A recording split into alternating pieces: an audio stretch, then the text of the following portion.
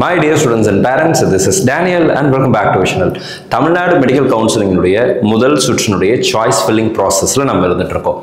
நாளைக்கு ஆகஸ்ட் மாதம் 4ஆம் தேதி சாய்ஸ் லாக்கிங் பண்ணுவதற்கான கடைசி தேதியாக இருக்குது. அது வரைக்கும் எந்த ரிவிஷனும் வரலை அப்படின்னா 4ஆம் தேதி சாயங்காலம் 5 மணிக்கு நமக்கு சாய்ஸ் லாக்கிங் அப்படிங்கிறது முடிஞ்சிடும்.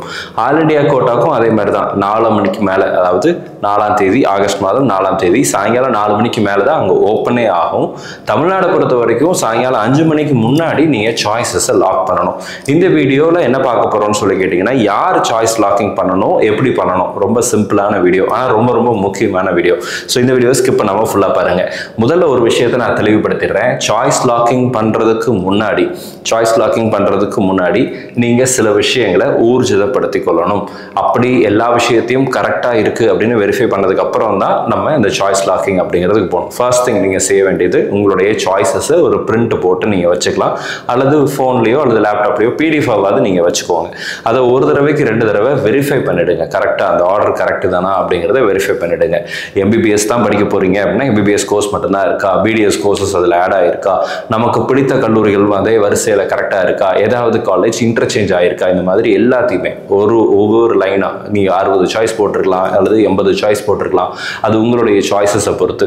ஸோ எவ்வளவு சாய்ஸஸ் போட்டிருக்கீங்களோ அதனுடைய ஆர்டர் கரெக்டாக இருக்கா அப்படிங்கிறத ஒரு தடவைக்கு 2 தடவை 2-3 தடவை கூட நீங்கள் நல்லா வெரிஃபை பண்ணிவிடுங்க. எல்லாமே கரெக்டாக இருக்குது, எந்த மிஸ்டேக்கும் இல்லை அப்படின்னு சொல்கிறவங்க மட்டும்தான் இந்த சாய்ஸ் லாக்கிங்கை பண்ணணும்.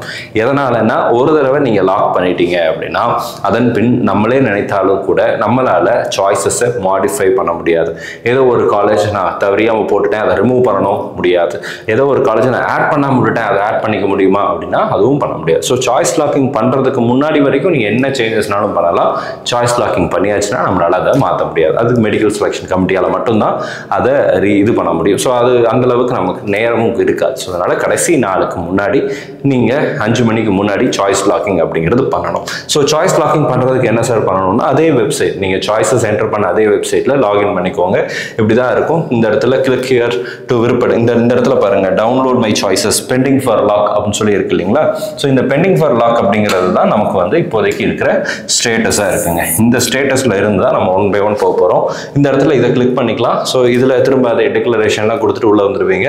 ஸோ இங்கே உங்களுடைய சாய்ஸஸ் அப்படிங்கிறது இருக்கும். மை சாய்ஸஸ் அப்படிங்கிற இடத்துல நம்ம இருக்கிறோம். இந்த மை சாய்ஸஸ் முடிச்சுட்டு இந்த இடத்துல நெக்ஸ்ட் அப்படிங்கிறத கொடுத்துட்டீங்க அப்படின்னா அடுத்து ப்ரிவியூ சாய்ஸஸ் அப்படிங்கிறது வரும். இதில் 1 2 3 4 5 6 எம்பிபிஎஸ் பிடிஎஸ் நீங்கள் எந்தெந்த காலேஜஸ்லாம் போட்டிங்களோ அந்த ஆர்டர் கரெக்டாக காட்டும். இங்கே இருக்கிற டவுன்லோட் மை சாய்ஸஸ் இருக்குது பாருங்கள். இந்த டவுன்லோட் மை சாய்ஸஸ் அப்படிங்கிறத என்ன பண்ணி வச்சுக்கோங்க அப்படின்னா கொடுத்துருங்க. சரிங்களா, டவுன்லோட் மை சாய்ஸஸ் அப்படிங்கிறத கொடுத்து பிடிஎஃப் எடுத்துக்கோங்க, வெரிஃபை பண்ணுங்கள், எல்லாமே கரெக்டாக இருக்குது, நான் லாக் பண்ண தயாராக இருக்கிறேன் அப்படின்றவங்க மாணவர்கள் மட்டும் அடுத்த ஸ்டேஜுக்கு போகலாம். இந்த இடத்துல நெக்ஸ்ட்னு ஒரு பட்டன் இருக்குது பாருங்கள், இதை கிளிக் பண்ணுங்கள். இப்படி ஒரு விண்டோ வரும். I am aware that I can be able to add multiple colleges as my preferences, although I am willing to study in any one and only of my college preferences. நான் colleges போட்டிருக்கிறேன், நிறைய சாய்ஸஸை போடலாம் அப்படிங்கிறது எனக்கு தெரியும்.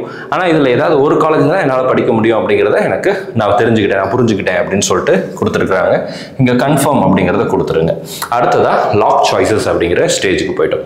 So இந்த lock சாய்ஸஸில் எல்லாம் கரெக்டாக இருக்கான்னு தெளிவாக பார்த்துப்போம். இதில் என்னென்ன இருக்குன்னு சொல்லி காமிச்சிடுறேன்.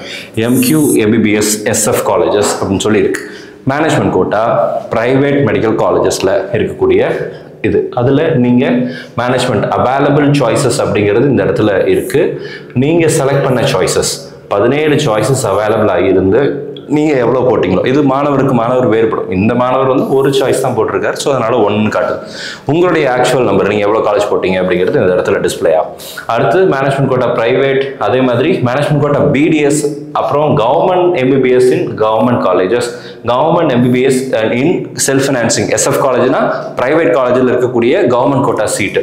அடுத்து government MBBS GK MBBS in private universities, 4 காலேஜில் உள்ள கவர்மெண்ட் கோட்டா சீட்ஸ்.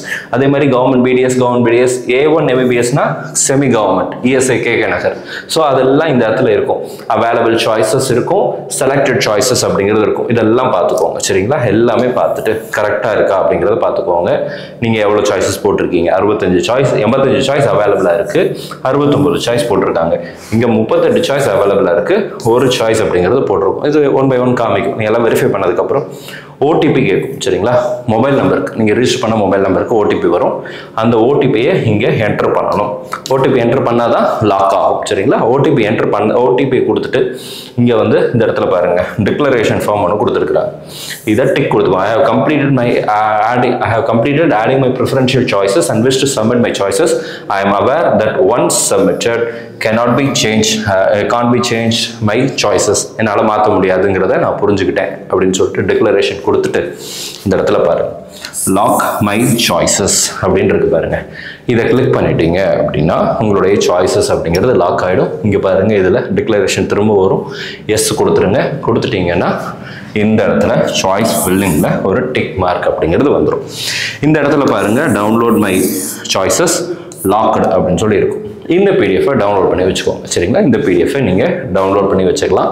ஸோ இதுக்கு முன்னாடி நீங்கள் டவுன்லோட் பண்ண பிடிஎஃப்ல பெண்டிங் அப்படின்னு சொல்லி ஒரு ஸ்டேட்டஸ் இருக்கும். இந்த இடத்துல அந்த மாதிரி எதுவும் இருக்காது. சாய்ஸஸ் லாக் ஆன ஸ்டேட்டஸ் அப்படிங்கிறது இருக்கும் சரிங்களா. ஸோ இப்படி தான் நம்ம சாய்ஸஸை நம்ம லாக் பண்ணணும். ஆனால் லாக் பண்ணுறதுக்கு முன்னாடி முக்கியமாக நீங்கள் ஞாபகத்தில் வச்சுக்க வேண்டியது உங்களுடைய ப்ரிஃபரன்ஷியல் ஆர்டர், உங்களுடைய ப்ரியாரிட்டி ஆர்டர் கரெக்டாக இருக்கா அப்படிங்கிறத வெரிஃபை பண்ணிக்கோங்க. இந்த வீடியோ உங்களுக்கு யூஸ்ஃபுல்லாக இருந்திருக்கும்னு நினைக்கிறேன். யூஸ்ஃபுல்லாக இருந்துச்சு அப்படின்னா மறக்காமல் வீடியோ லைக் பண்ணிடுங்க. அண்ட் சேனல் இது வரைக்கும் நீங்கள் சப்ஸ்கிரைப் பண்ணாமல் இருந்தீங்க அப்படின்னா மறக்காமல் சேனலையும் சப்ஸ்கிரைப் பண்ணி வச்சுக்கோங்க. All the very best and thank you so much. Medical counselling முதல் சுற்றில் நம்ம சேனலில் பார்க்கக்கூடிய மாணவர்கள் எல்லாத்துக்குமே கண்டிப்பாக சீட்டு கிடச்சணும்னு சொல்லி உங்களுக்கு நான் ப்ரே பண்ணிக்கிறேன். All the very best and thank you so much.